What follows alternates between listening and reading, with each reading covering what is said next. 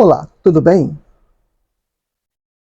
Que tal hoje nós fazermos uma discussão sobre o mestre? Quero aqui explanar um pouco do meu pensamento sobre o mestre. Eu venho fazendo tantos vídeos já há uns anos e falando especificamente do seu trabalho, mas nenhuma vez eu parei para fazer um vídeo falando sobre o mestre. Então, este vídeo, nesta semana, adequada para isso, eu quero aqui fazer uma discussão, uma apresentação de como eu interpreto o nosso mestre. Tá bom? Para isso, selecionei aqui 5 perguntinhas para fazer. O que ele deixou para nós? 2. Como entendê-lo na história? 3. Como podemos compreender seus milagres? 4. Por que teria sido assim como foi? E 5. Quais conclusões a se tomar? Bom, então, eu sou o professor Wagner Klein. Sou professor de Física, terapeuta holístico e você está no canal Sob Nova Visão.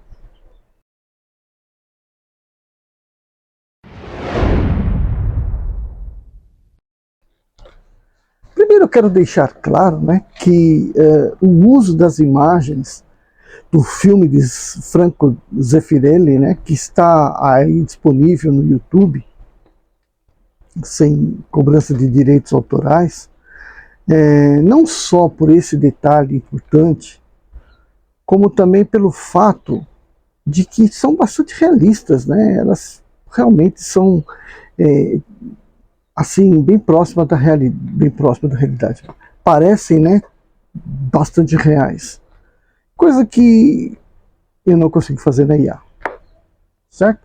Embora a imagem de Jesus que as IAs vem apresentando a partir da imagem do sudário de Turim, eu ainda fico muito preso àquela imagem de Jesus da interpretação de Robert Powell, no filme de Franco Zeffirelli. Então vamos lá. Primeiro, o que foi que ele deixou para nós? O que ele trouxe para nós que nós tanto o reverenciamos? Então vamos lá. Ele disse um mandamento que valia em 2 partes, que resumia todos os profetas, todas as escrituras e tudo mais. E é o seguinte: amai a Deus sobre todas as coisas e amai o vosso próximo como a vós mesmos. Então tá, vamos interpretar a primeira parte, Amar a Deus sobre todas as coisas. Aí tem 2 viés. Um viés ecológico e um viés mais humano.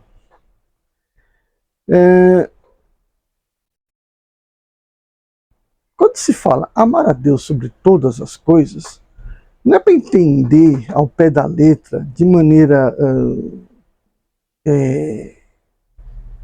errônea, que tudo aqui é insignificante, temos que amar sempre a Deus acima de tudo. Não é isso. Eu não falaria essa bobagem. É para você entender que tudo aquilo que você louva, tudo aquilo que você admira, tudo aquilo que você ama, tem alguma coisa por trás. E essa coisa por trás está por sobre aquilo que você está admirando. Então, quando você admira o oceano, a praia, o pôr do sol, você está admirando a natureza. Mas, acima disso, o seu Criador. Então, amar a Deus sobre todas as coisas significa que tudo aquilo que você está amando, admirando, há um Criador por trás. E indiretamente é Ele que você está admirando. Então, se eu digo assim,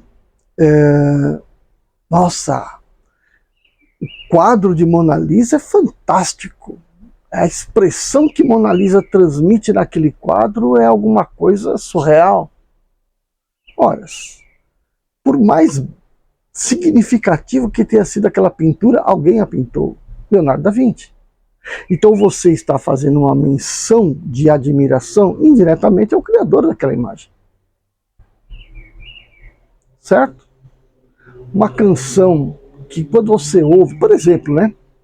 Quando a gente ouve a Ave Maria de Schubert, nossa, aquilo é fantástico, né? Entra, né, pelas nossas orelhas, mas ela entra dentro do nosso âmago, né? Mexe com tudo lá dentro. Ok, a música é perfeita, mas quem está por trás dela? Não é o criador dela? Não é Schubert? Então tá lá. É isso que eu quero dizer. A toda a arte tem o artista por trás. É isso que eu quero dizer? Não, isso é o que ele deveria estar se referindo.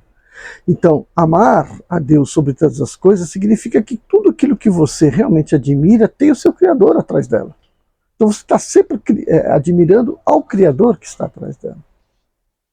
Tá bom, e o outro viés, que é o viés ecológico? O que está dizendo aí? Que, por exemplo, voltando no quadro de Mona Lisa. Ah, aquele quadro é maravilhoso. Aí alguém vai lá no Louvre, que ama demais aquela pintura, e rouba. Se apodera daquela pintura. É certo? É lógico? Não. Não pode fazer isso, porque aquilo é uma arte que é para todo mundo contemplar. Ninguém pode tomar posse daquilo. Então, a mesma coisa é a nossa natureza. Nós devemos saber usá-la, devemos saber usufruir dela. Né? A terra, o ar, a água, onde plantamos o que comemos, a água que bebemos, o ar que respiramos. E quando nós respeitamos tudo isso, nós estamos respeitando a Deus. Diretamente a Deus. Ah, mas então eu vou queimar aqui essas terras para que o outro não venha usar. Ah, eu vou aterrar essa lagoa porque eu quero construir aqui um prédio. Então toda a ação perpetuada contra a natureza é um desrespeito a Deus. Que está destruindo alguma coisa que ele fez. Então nós temos que entender que a natureza ela foi criada como ela é, né? Ela se desenvolveu através das leis da física, que por sua vez são as leis divinas, que vão fazendo com que ela chegasse onde chegou e, portanto, pudesse abrigar os espíritos que nela se desenvolveram e que chegaram à condição de seres humanos. E agora, da condição de seres humanos, podemos entender o Criador. Então, nós estamos exatamente naquele ponto, naquela ponta da evolução espiritual, que temos a capacidade de interpretar o Criador. Pois bem, então o entendimento disso nos leva a entender o quê? Que a natureza, toda ela, existe e nós estamos inseridos nela, de forma que ela foi a grande e é a grande escola onde o nosso espírito se desenvolve. Então, também, neste mandamento dele, está dizendo que à medida que você ama o Criador, você ama a sua existência. E sabendo que a sua existência ela é progressiva, tudo aquilo que você fizer que estiver fora desse progresso deverá ser refeito. Como vai ser refeito? Ora, você vai refazer aquilo ou nesta, se você puder, ou na próxima existência. Porque a vida é cíclica. Como tudo na natureza é cíclico, a vida também é cíclica. Você nasce, cresce, morre, renasce, cresce, morre, renasce, cresce, morre. E assim você vai indo na roda da reencarnação, fazendo com que você consiga, então, evoluir na direção de Deus, né? Na direção da perfeição. Bom, e Jesus também disse o seguinte: tudo passa. Né? Assim como os gregos diziam, tudo é cíclico, né? O Heráclito, Jesus vai fazer, ó, tudo passa, tudo começa e acaba, menos as minhas palavras. As minhas palavras jamais passarão. Por que ele está dizendo isso? Porque as palavras dele é o ensinamento da lei de Deus. As palavras dele é o ensinamento de Deus. É o ensinamento que leva o espírito à sua evolução reta, justa, no sentido de Deus. Então veja que o ensinamento dele diz respeito à reencarnação. Né? Por que diz respeito à reencarnação? Porque é assim que nós nos aperfeiçoamos. A cada existência que temos, né, a cada nascimento e morte, nesse ínterim, estaremos desenvolvendo alguma coisa aqui. E as coisas que produzimos aqui, elas interagem com o meio e voltam para nós. Interage com o meio, volta, ação e reação o tempo todo. Essa é a lei de Deus. Certo? Então tudo aquilo que você faz repercute no universo e volta para você. E a reação é uma ação, você pode escolher fazê-la ou não, mas a reação ela sempre terá, sempre virá. Então por isso que a gente diz, Deus está no comando da vida nossa. Claro que está no comando, porque a lei dele é essa, ação e reação. Tudo aquilo que você fizer de bom, voltará de bem para você. Tudo aquilo que você fizer de ruim, volta de ruim para você. Certo? Então, nesta fala de Jesus, amai a Deus sobre todas as coisas e ao teu próximo como a ti mesmo, ou ao vosso próximo como a vós mesmos, nos dá compreensão de todos esses fenômenos.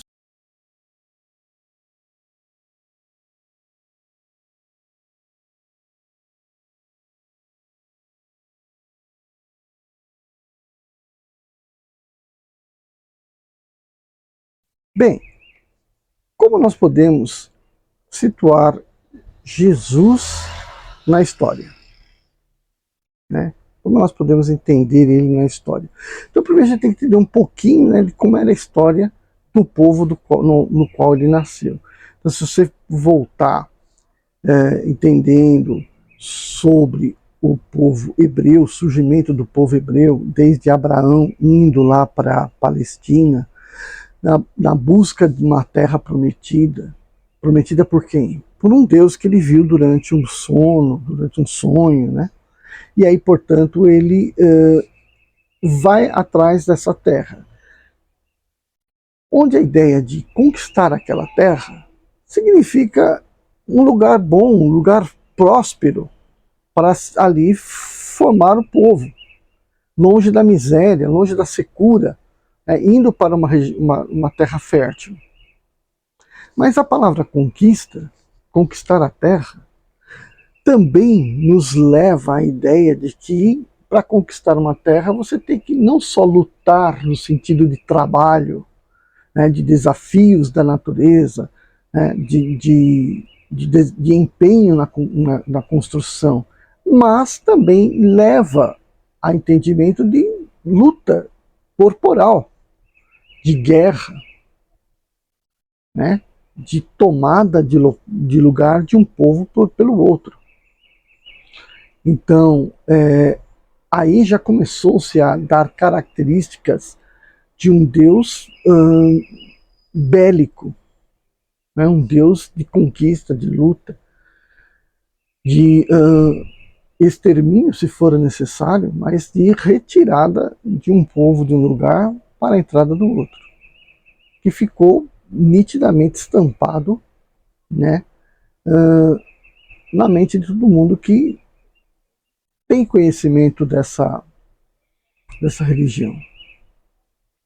Bom, passou-se muitos e muitos séculos de conquistas, lutas, tomadas, perdidas e tudo mais, até que o povo, né, o povo hebreu, que depois se tornou israelita, porque, de novo, por mando de Deus, né, ele vai conquistar novamente o povo, vai juntar novamente o povo, e agora é um povo dedicado a Deus. Então chamou-se o povo de Israel e deixa um pouco a ideia de povo hebreu de lado. Agora somos o povo de Israel. Então todo mundo ali é israelita. Mas aconteceu que novamente foram derrotados, formou-se a Judéia foi para os povos babilônicos, enquanto que Israel foi para o povo assírio. Então houve toda aquela novamente aqueles domínios, aquelas quedas, e mais tarde de novo o povo se junta, né, e o povo que habitava a região da Judéia e que dali foi reunificando todas as tribos, todas as cidades, todos os povos, né, através da sua própria religião, vai criando a identidade de povo judeu. Então já não é mais o povo israelita, agora é o povo judeu. Tá bom. Então, este é o cenário no qual vai permanecer por mais tempo. Mas lá em 70 antes de Cristo, né, Roma já estava ali tomando conta daquela região. Né? 70 antes de Cristo, antes do primeiro triunvirato. Então já tinha lá o povo romano, né, que não era na sua potência máxima, mas estava ali com o seu exército, tomando aquela outra cidade, pondo seu domínio. Mas o povo judeu tinha lá seu rei, e o seu rei podia às vezes ser de uma etnia, né, vamos dizer assim, ou dinastia, né, que podia ser idumeu, podia ser judeu, podia ser lá de cima da região da Samária, né, ou lá da Galileia, poderia ser qualquer um, mas o forte estava ali entre judeus e idumeus. E temos aí o surgimento de Antípatro. Antípatro, ele era idumeu, então o judeu já não gostava dele porque ele era idumeu, então já tinha aquela pequena rixa, e ele estava no comando. Aí, entre os revoltosos, João Hircano, que era judeu, toma o trono. Antípatro, que tinha como esposa uma árabe, no seu nome, tem o seu filho Herodes, ele sai da fita, né, ele foge, e mais tarde o seu filho Herodes volta e toma o poder. E fica no poder um certo tempo, até que em 40 antes de Cristo, outro judeu, e agora é o Antígono, ele vai destronar o Herodes, ou seja, vai tomar o Herodes. Então Herodes foge, né, para não sofrer nada, ele foge. Só que ele foge para Roma. Então ele vai atrás de um auxílio de Roma para poder voltar para o poder. E obviamente deve ter prometido serviços para Roma. E aí ele vai para Roma, é atendido por Antônio, né? Então, lembrando que 45 Júlio César foi assassinado, então estava naquele período do triunviro entre Otaviano Augustus, Marco Antônio e Lépido. Então nós estávamos então havia ali o segundo triunvirato. E aí nesse período ele vai e conversa com Marco Antônio e consegue que Marco Antônio cedesse exército para ele, para que ele pudesse voltar. Como tem uma abelhinha aqui passando aqui, uma abelhinha vai sair várias vezes aqui na nossa gravação. Então ele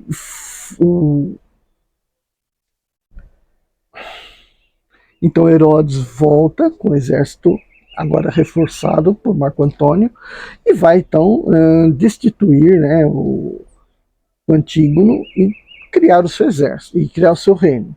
E agora Herodes, com essas costas quentes, né, ele se torna o rei de tudo aquilo ali e começa a governar o povo judeu conforme toca o Império Romano. Então, sempre fazendo obras monumentais, certo?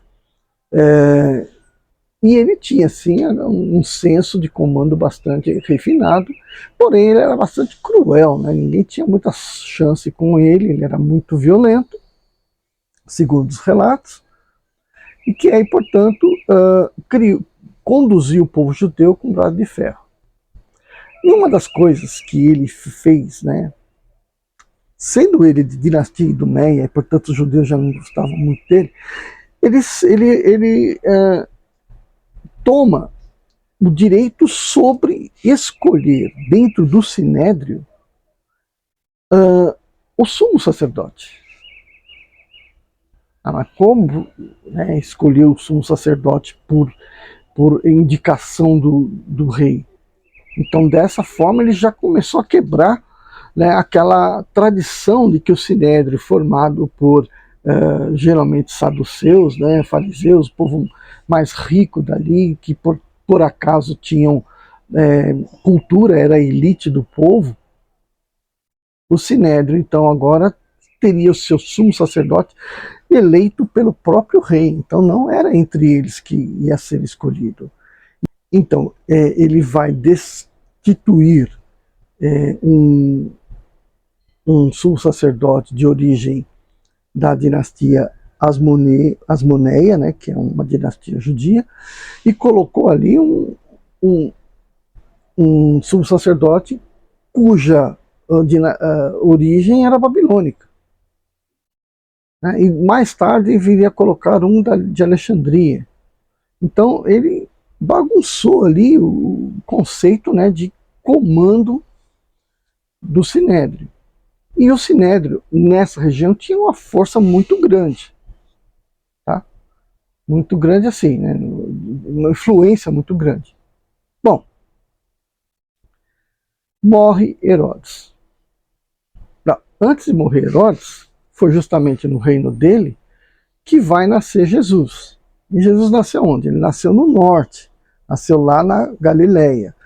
A Galileia era uma região mais de rota do comércio entre os povos egípcios, os povos do Oriente. Então, Roma, né, tinha a Galileia como do comércio. Então, era importante que ter sempre ali alguém de total confiança. Então, veja, morre Herodes. O que ele faz? Ele deixa um testamento dividindo suas terras para os seus filhos, seus herdeiros.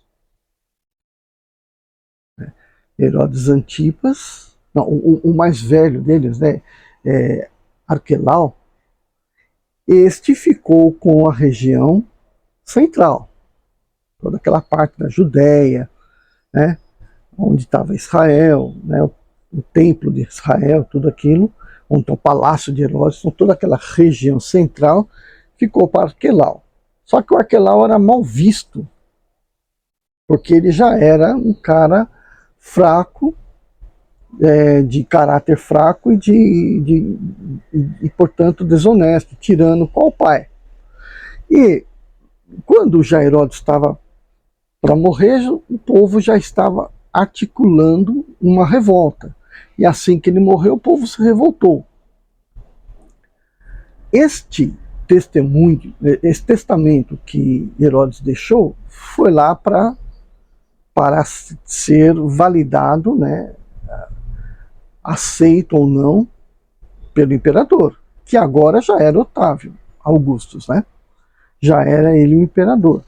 Então ele poderia dizer sim, não, talvez, vamos mudar aqui, mudar ali, que foi o que ele fez. Então foi foram os filhos dele para lá, Herodes Antipas, o Herodes Filipe, né, foram, o pessoal foi para lá. Mas Herodes Arquelau, não, porque ele teve de enfrentar logo de cara uma revolta dentro de Jerusalém.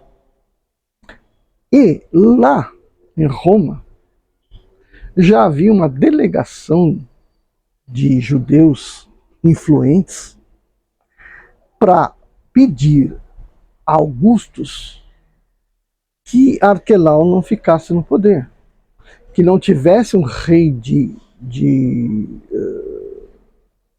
Herodiano no comando de Israel, no templo de Israel, né? Porque aquele cara eles eram muito ruins. Então eles pediram para que Roma tivesse um governante diretamente no local, como tinham outras pequenas cidades. E aí o que o Otávio fez? Otávio esperou a chegada de Arquelau, porque Arquelau conseguiu sufocar aquela revolta, chegou lá em Roma atrasadão. Herodes Antipas já tinha se apresentado como o melhor sucessor para todo o reino, colocando Filipe de lado, mas o que Augustus fez foi o seguinte: não, vou seguir o que seu pai mandou fazer, seu pai queria fazer. Só que se o Arquelau, já logo de cara, mal conseguiu tomar conta daquele povo lá, então ele vai ter que mostrar para mim que ele realmente tem condição de governar aquela região. Senão a gente já vai tirar ele dali e vamos botar um governador. E 2 anos depois foi o que aconteceu, né? Herodes o Grande morre provavelmente 4 anos da nossa era, né? 4 anos depois de Cristo. E aos 6 anos depois de Cristo, o Roma já coloca ali um governante. Então o governante vai governar aquela região complicada, mas dividindo mais ou menos o poder com o Sinédrio. Por quê? Porque o Sinédrio é aquele povo, né, que detém o controle religioso e, portanto, deveria manter aquele povo quieto, sem fazer revolta, sem criar problema para Roma, sem matar exército de Roma. E, por outro lado, a parte produtiva, econômica gerada naquelas terras estariam sendo controladas pelo governo romano e, portanto, o exército só podia ser romano. Tanto é que então, o Sinédrio poderia apontar aquelas pessoas que fossem problemas dentro do terreno para Roma, mas não tinham direito a matar ninguém. Eles tinham lá o costume de apedrejar, mas eles já não podiam mais fazer isso. Então agora quem só pena de morte é coisa exclusiva de Roma. A justiça romana, ela era muito séria, muito levada a sério. Ah, mas os romanos eram cruéis, tá, mas eles eram muito sérios, rigorosos no cumprimento de suas leis. Tá bom, então tá, beleza. Jesus se desenvolve então nesse meio, a Galileia sob controle de Herodes Antipas, que era tanto o rei da Galileia quanto lá da Pérea, que é lá para baixo, né? Tinha no meio ali o governo de Roma e simultaneamente com o governo local, o povo que era o Sinédrio, né? E tinha outras cidades também que o governador colocado de Roma ali também tinha o controle absoluto. Esse governo, por exemplo, a Síria também pertencia a Roma. Então o mesmo governador que tomava conta da Síria tomava conta ali de Israel. E também de algumas cidades que teriam sido dadas por Augusto para Herodes o Grande, né? Logo que Augusto se tornou imperador. Então todas aquelas cidades passaram a ser de comando romano. Então, Augustus né, ao destronar, ao destituir o Arquelau, o manda lá para a Gália. Bom, então, neste cenário, Jesus se desenvolve. E como é que era o povo ali, né? Como é que é esse povo complicado? Basicamente, tinham 4 segmentos sociais. Os saduceus, povo que não acreditava na reencarnação, um povo mais não acreditava na reencarnação, não acreditava na vida eterna, né? Um povo mais materialista, mais sensualista, mais rico. Tinha os fariseus que seguiam mais bem aos mandamentos, porém eles eram hipócritas, né? Sempre citados como hipócritas, porque falavam coisa no templo e agiam de forma diferente. É o costume, quase todo fariseu, falar da boca para fora, rezar da boca para fora e praticar, para ter uma vida, né, desregrada.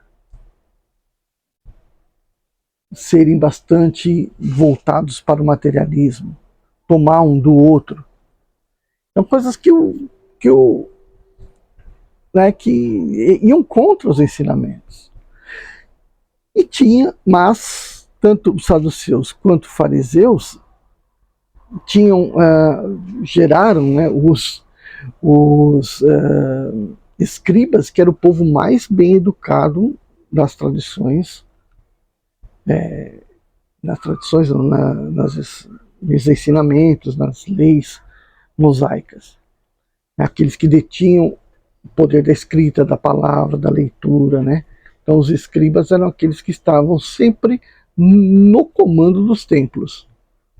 E eles tinham, ou era escriba, que era filho de escriba, ou eles vinham de família saduceu, de família de fariseus. Fora desses 2 grupos, tinham outros 2 grupos.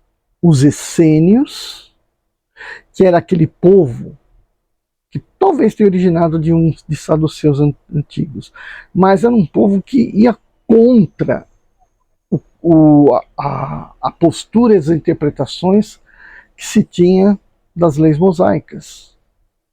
Eram aqueles que criticavam a política. Era o povo que se isolou, né, desde 200 a.C.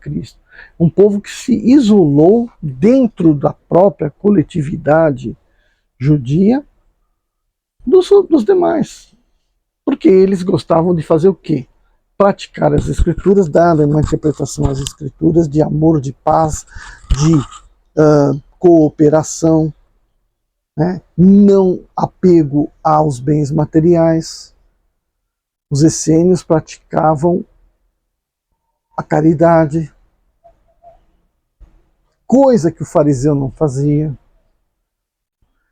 Os essênios partilhavam seus bens, coisa que jamais um saduceu e um fariseu faria.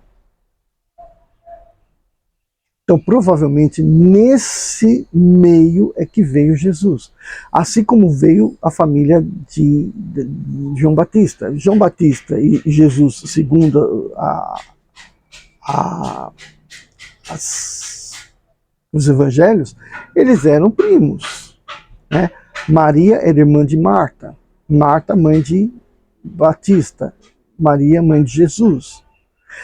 E se Batista era essênio e Jesus não poderia ser diferente, então Marta e Maria também eram essênias. Mas Maria teria vivido num convento quando criança. Então, esse convento, obviamente, deveria ser um convento essênio, né? Ou um convento dirigido por essênios. Ah, mas e José? Será que José era essênio? Então, pelo que se fala de José como sendo um homem de bens, de certa influência social, certa riqueza, talvez sim, talvez não. Então, existe uma possibilidade dele não ter sido um essênio, mas que obviamente ele comunhava com as ideias de Maria, e Jesus então teria vivido entre os essênios. O primogênito tem vivido entre os essênios. Bom, e o outro grupo? O outro grupo eram os zelotes. Quem eram os zelotes? Eram aquele povo, aquele segmento social de menor cultura, vamos dizer assim, né? Mas de um respeito social, um respeito pela história do povo, um espírito nacionalista muito grande. Então, a maioria das revoltas que aconteciam, elas normalmente eram incitadas por zelotes contra Roma, contra o domínio, seja lá qual for. Os zelotes era aquele grupo que provavelmente agitava mais, aquele povo que era mais humilde, aquele povo que trabalhava com maior vigor e que também estava lá defendendo, sendo os patriotas da época. Diz lá que Judas Iscariote era um zelote.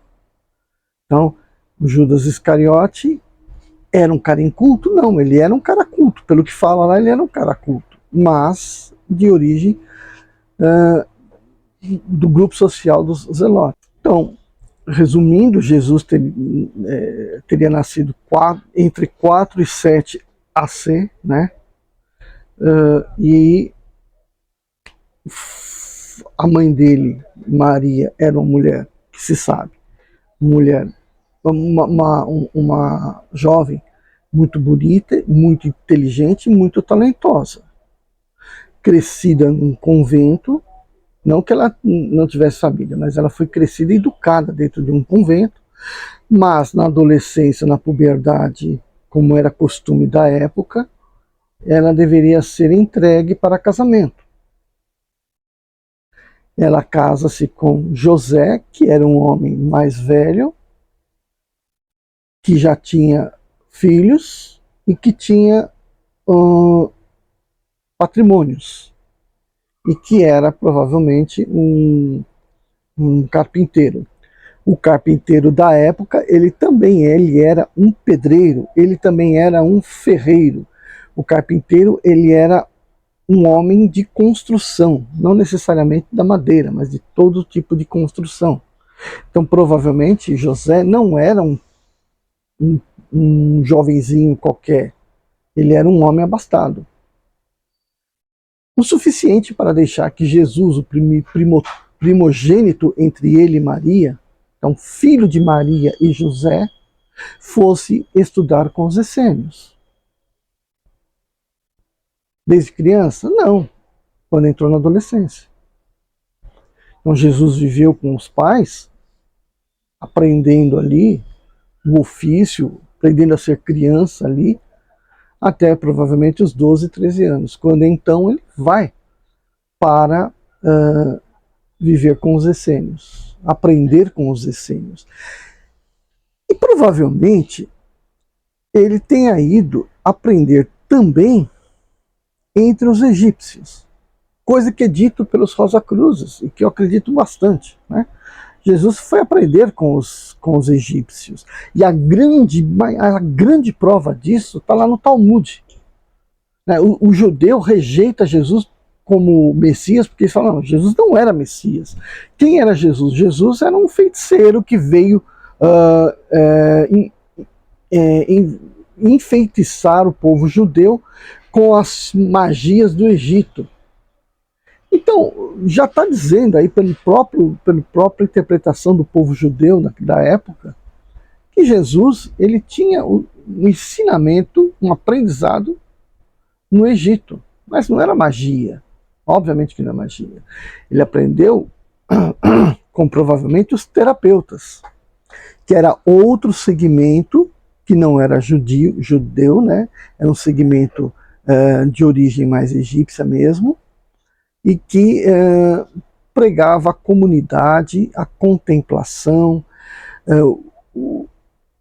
a vida mais próxima da natureza possível, conhecimento dos elementos. Então era um povo lá em Alexandria que cultuava a natureza e como usar a natureza para o seu próprio bem. E longe, é claro, de qualquer contato com os bens materiais. Também um povo, dos terapeutas também era um povo machista, né? As mulheres não tinham o mesmo acesso ao conhecimento que os homens, mas tinham também as suas escolas. Provavelmente Jesus os conheceu. E ali conheceu o ensinamento hindu. Não precisou Jesus. Jesus viveu na Índia. Jesus... Talvez não, mas entre os terapeutas, ele com certeza deve ter tido o contato com o conhecimento do Buda, dali mesmo do Hermes o Trismegistus. Então, esses conhecimentos que ele vai adquirir ali, somando-se com o seu conceito hebreu de Messias, com o desenvolvimento do seu potencial magnético, Jesus vai encarar a missão de ser o Messias. Bom, tendo Jesus assumido que ele era o Messias, ele era o Cordeiro de Deus que iria resgatar os pecados do mundo, ele assumia que ele deveria mudar o pensamento do seu povo, conduzir o seu povo à glória daquele Deus que é tanto falado dentro das Escrituras e que ninguém entende. E ninguém entende por quê? Porque o povo é ignorante. E aquele que entende não explica ao povo, mantém o povo na ignorância. Então ele já veio de volta para o povo. E aí falam da questão dos 40 dias, tal. Ou seja, um período que ele está realmente refletindo sobre todas as possibilidades dele ser ou não aquele Messias. Tá, então ele vai assumir a condição de Messias. Ele já sabe, de antemão, que ele vai ter que convencer o povo com a sua fala. Então a sua fala não pode ser uma fala que dá margens a discussões. Tem que ser num sentido mais figurado possível e que toque o coração das pessoas, e não o intelecto. Ou seja, ele vai fazer um revestimento da sua fala de maneiras que as pessoas pensem naquilo que não estão, na verdade, escutando, mas naquilo que estão sendo levadas a refletir. Então, esse era o mecanismo de passar a sua mensagem. É notório ao longo do Evangelho que as narrativas mostram que Jesus estava sempre preocupado em saber como ele estava sendo interpretado pelo povo. Se eles estavam realmente entendendo quem ele era e o que ele estava fazendo. Então, ele estava sempre, mais ou menos, pedindo esse feedback através dos seus discípulos. Né? Quem sou eu para o povo, tá, etc. E ele exigia na cabeça dele que o local por onde ele passasse e mostrasse uma manifestação divina, que aquele povo fosse capaz de absorver aquilo, entender que aquilo era uma manifestação de Deus. Mas ele não conseguia fazer isso, porque o povo não tinha essa percepção. Então ele fazia o bem, ele explicava o bem, o povo aplaudia, mas não fazia a menor conexão com as Escrituras. Por quê? Porque eles não tinham esse conhecimento. Para eles, para o povo comum, tinha que pedir a Deus, você ficava dentro da sinagoga lá, ou lá no templo, ou fazendo um sacrifício, entregando alguma coisa para um escriba, né, como oferenda, para poder ser atendido por Deus. E Jesus foi dizer que não é assim. Você, para falar com Deus, você tem que estar simplesmente num canto sozinho, né, sozinho e pensando. Não precisa nem falar alto, é pensando, abrindo seu coração, seus sentimentos, que você se conecta a Deus. Você não precisa ir lá no templo.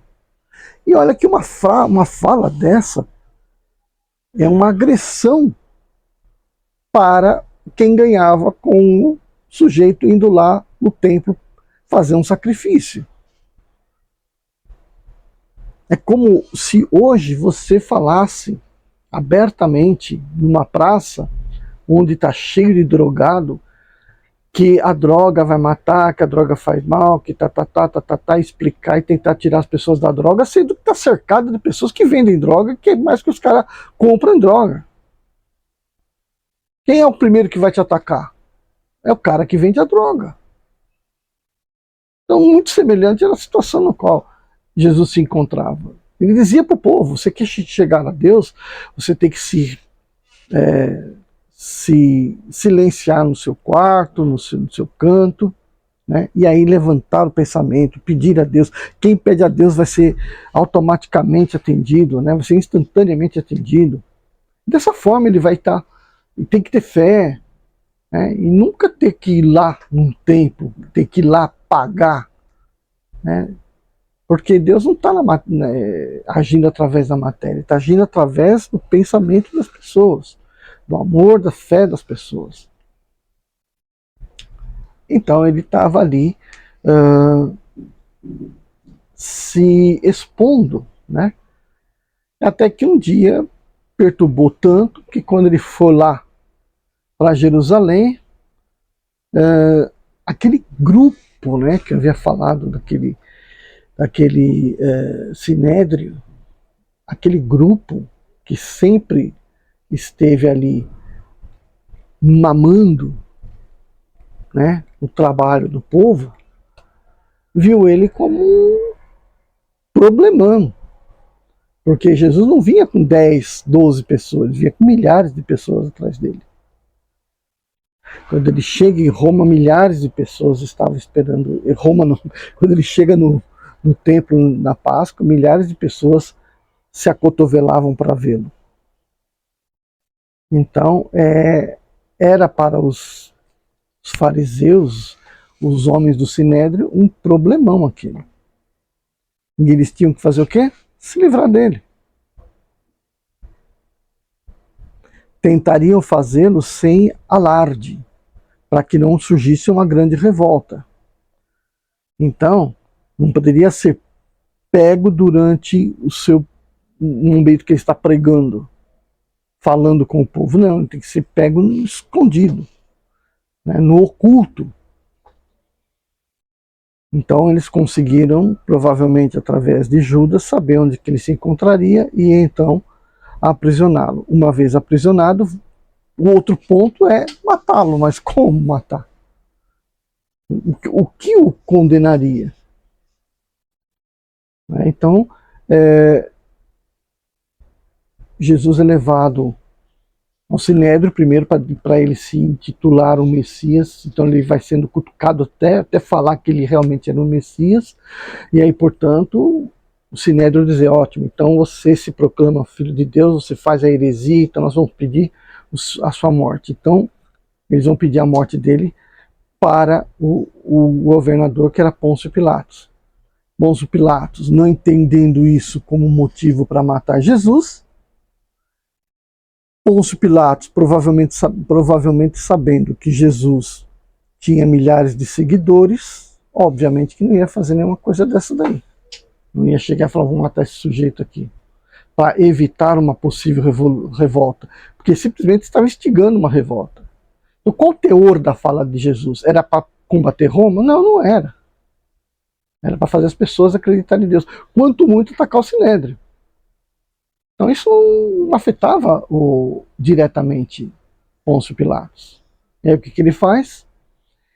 e por insistência daquele povo medíocre do Sinédrio, ele fala, então fica entre vocês aí, ó, fala com Herodes que ele é o rei lá da Galileia, então Jesus nasceu lá na Galileia, então é problema dele lá. Como lá na Páscoa, como lá no templo de Herodes, como lá no palácio de Herodes era muito extenso, bastante grande, justamente podia hospedar, alojar tanto os governantes romanos quanto os herodianos, né, os reis herodianos, simplesmente vai andar pelo palácio ali. Então ele vai de onde estava Pôncio Pilatos até onde estava Herodes Antipas. Só que ao chegar para Herodes Antipas, tudo isso aconteceu na mesma manhã. Ao chegar para Herodes Antipas, o que deve ter acontecido? Antipas pensou, puxa vida, eu já enfrentei uma baita de uma confusão quando eu decapitei o João Batista. Será que esse não vai me dar um problema maior ainda, se eu mandar matá-lo? Se eu mandar matá-lo, será que eu saio daqui e eu chego lá na Galileia? Então, Herodes Antipas deve ter pensado 2 vezes antes de tomar a decisão. E qual decisão ele poderia tomar? Ele como rei, ele tinha sim o poder de mandar matar Jesus, mas ele não ia fazer isso. Né? Talvez ele tenha sido dele a ordem do chicotear. Pode ser que tenha sido mando dele. Nas escrituras, lá na fala de São Mateus, diz que Jesus foi entregue aos gentios que o açoitariam. Né? Então, os gentios são os romanos, né? Não o Galileu, né? Não o povo, o rei dos judeus, né? Não o Herodes. Então, eu acho que pela violência contra Jesus, deve ter sido por um povo que realmente não gostava dele. Então, provavelmente, os soldados de Herodes, os guardas de Herodes, pode ser que tenha sido por mando dos romanos, pode ser, ou a pedido de Herodes pelo açoite, depois entrega pro Pilatos, pode ter sido perfeitamente isso. A questão é que, a partir daí, ele foi açoitado. E é nesse açoite que realmente ele teria tido grandes consequências físicas que o conduziriam à morte, né? Porque aquele açoite daqueles chicotes cravejados de pedra, de osso, né? Aquilo realmente esfolar. Tanto é que pelo sudário a gente vê que o sujeito que foi flagelado ali foi muito flagelado, né? Foi muito ferido. Né? Então, pode ter sido pelo mando do Herodes, pode ter sido pelo mando, talvez, de Pilatos, mas acredito mais que tenha sido pelo mando de Herodes, o flagelo dele, e a entrega depois para Pilatos, para ver o que Pilatos fazia. E o Pilatos, então, aí tem aquela história, né? Quando volta para Pilatos, ele fala lá do Barrabás. O nome Barrabás tem origem no hebreu, e Barra é filho, Abás é o pai, filho do pai. Então, se ele vai lá e chama, a quem eu devo soltar? Filho do pai ou Joshua, né? Joshua, que era o Jesus. Todos os filmes, todo mundo fala que o povo gritava por Barrabás. Pode ter sido um povo previamente preparado para falar aquilo, né? Pelo próprio Sinédrio, olha, se pintar isso daqui, a gente vai falar assim, ó, todo mundo grita Barrabás.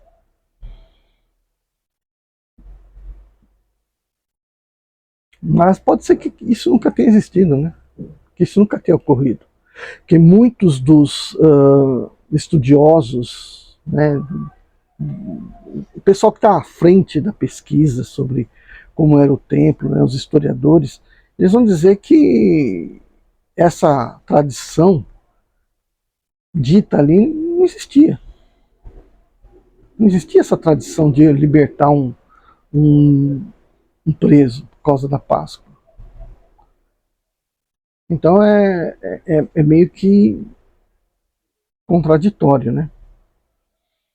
Mas se houve mesmo, né, Jesus ali recebeu sua sentença de morte.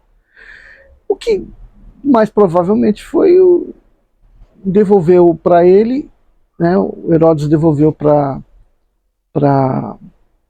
Pôncio Pilatos, e os judeus ali do Sinédrio insistiram pela morte dele, né, pela crucificação dele, e aí o Pilatos vai matá-lo junto com outros ladrões, e fazendo questão de que fosse colocado na placa, né, e obviamente que ele vai fazer isso porque o Sinédrio vai dizer que Jesus estava incitando o povo por ser o novo rei dos judeus, e se ele era o novo rei dos judeus, ele poderia exigir o comando da região e criar um problema para Roma, então botar Pôncio Pilatos contra a parede.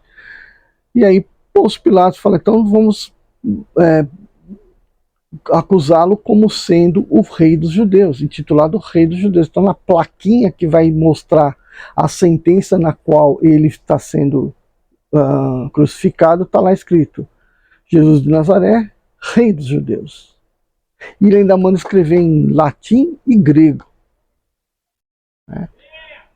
Então lá, Jesus Nazarenos Rex Joderum, ou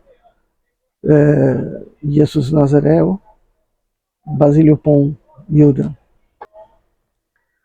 E aí vem a outra parte que eu gostaria de falar aqui, eu já falei no outro vídeo, eu vou tornar a falar aqui.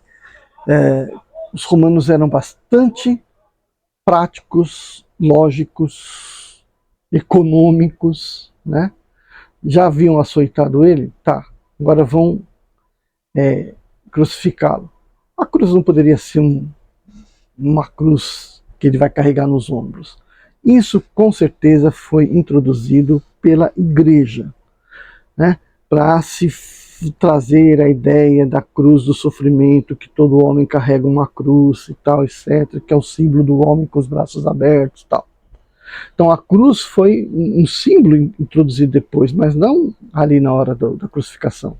O que provavelmente ele carregou foi um tronco nas costas. Esse tronco sim vai ser fixado numa haste que já está previamente muito bem fincada no chão. Porque não tem sentido pegar uma cruz e querer fincar na hora com uma pessoa pendurada num buraco. Não tem o menor sentido isso. Então, ele provavelmente foi conduzido com um tronco nas costas, e aí, portanto, chegou lá no local, no Gólgota, lá, eles tiraram, desamarraram ele do tronco, pregaram e penduraram na haste, e aí, pelos calcanhares, pregado na haste. Então, não é um prego no peito do pé, é um prego nos calcanhares, fixando de cada lado da haste, e ele está lá com os braços esticados. O prego provavelmente no pulso, né, para que ao se mexer o prego não varasse aqui os ossos do carpo da mão e ele caísse. Então, provavelmente a crucificação era ali no meio, né? Ou então ele ficaria amarrado. Só que se amarrar o sujeito, o que acontece? Você provoca uma gangrena, e isso poderia antecipar a morte. E a ideia do sujeito na cruz para morrer é para mostrar para o povo que a crucificação era para todo aquele que se opunha a Roma. Né? Então era um standard, né, de Roma mostrar para o povo o que acontecia com quem se metia a desafiá-la. Já tinha sido isso com tantos outros anteriormente a Jesus, né? E É, o guarda lá que vai pregar tem que saber colocar o cravo de maneira que entre os ossos ele não estoure as veias do pulso, de forma que pudesse causar uma hemorragia, porque aí poderia ser uma outra causa de morte mais rápida. Então também teria que ter esse cuidado, não era qualquer um que ia lá pregar o, o sujeito na cruz, né? Tinha que saber, tinha que ter know-how da coisa que ia fazer. Infelizmente é assim que a gente tem que falar, mas é o que tinha que acontecer. E aí depois era colocada lá a plaquinha dizendo por que ele está sendo morto. Roma registrava todos os seus, as sentenças de morte que ele perpetrava para o povo, né? Então quem chegava ali e viu uma pessoa pendurada lá, olhava e falava, pô, aquele cara morreu porque é ladrão, ou aquele morreu porque ele foi um homicida, aquele morreu. Então chegou, né? Ué, ele morreu porque ele se proclamou filho de Deus, rei dos judeus. Né? Então, tô triste isso, muito triste, mas provavelmente foi esse o fim. Ah, acabou aí? Não, não acabou. Tendo ele morrido mais cedo do que os outros, muito mais rápido do que os outros, e tendo sido verdadeiro a questão do tombo dele, o tombo dele, se ele tivesse com a cruz nas costas, ele poderia se segurar com um dos braços, tal, mas com um tronco amarrado, ele teria caído com o peito e o rosto no chão. Não teria como fugir disso. E aí, portanto, provavelmente uma lesão no coração, nos pulmões, uma costela fraturada, coisa desse tipo. E o que aceleraria a morte dele. E qual a grande prova de que isso aconteceu, né? É aquele sudáriozinho, né? O que é sudário? É a toalhinha que os romanos soldados usavam para enxugar o suor do rosto. Então, Santa Verônica, né? A mulher que vai enxugar o rosto dele, tá com um sudário e coloca no rosto dele e enxuga. Não só suor, mas sangue também. Por quê? Porque a coroa era real. A coroa de espinho foi realmente colocada na cabeça dele. E ao tirar o pano, ficou o rosto dele. E isso ainda existe, esse é o chamado sudário de Oviedo, ainda existe lá na Espanha. E se encaixa perfeitamente ao sudário de Turim, que é o pano que rolou Jesus. Não é um sudário aqui, né? Mas era um pano que rolou Jesus e passou a se chamar também de sudário. Então, é isso que a gente tem aí. Morto Jesus, Arimateia o teria levado para o seu sepulcro, né? Que é de perto do Gólgota, e ali ele ficou lá enterrado. Aí veja bem, diz a profecia que ele ressuscitaria no quarto dia, no terceiro dia. E o que o povo do Sinédrio poderia estar querendo fazer? Destruir o corpo, dar sumiço no corpo, para que isso não acontecesse, para que a multidão não viesse verificar essa coisa. Por outro lado, pode ser que os romanos, para evitar mais confusão, também dessem cabo do corpo. Mas se uma vez que eles deixaram que Arimateia levasse o corpo, era para justamente evitar que houvesse tumulto. Mas o corpo sumiu. Então eu acredito que o próprio José de Arimateia é que deve ter articulado ali entre soldados ou algum pessoal ali longe do conhecimento do pessoal do Sinédrio para subtrair o corpo dali e dar um fim dele de outra forma. Né?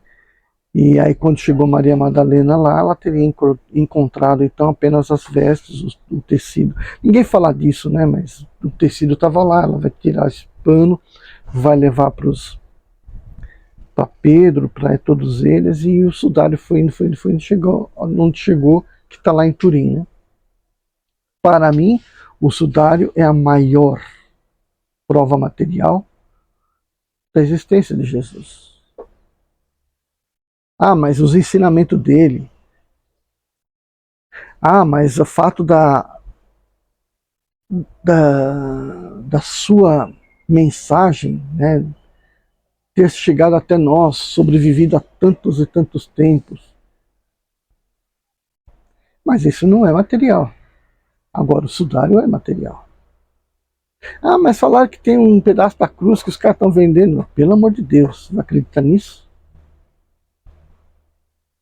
Ah, mas ali tem o Santo Sepulcro, não sei o que, tem alguma... Não tem nada ali. Então, provavelmente Jesus foi retirado ali o corpo, né? A matéria, e ter dado o fim. Pode ter sido enterrado, pode ter sido incinerado, pode saber o que eles fizeram. Mas eles tiraram provavelmente o corpo dali. Para quê? Para que o sinédrio não tornasse a coisa mais complicada do que já tinha complicado. Tá bom? Então isso aí é contextualização de Jesus na história, sob a minha visão.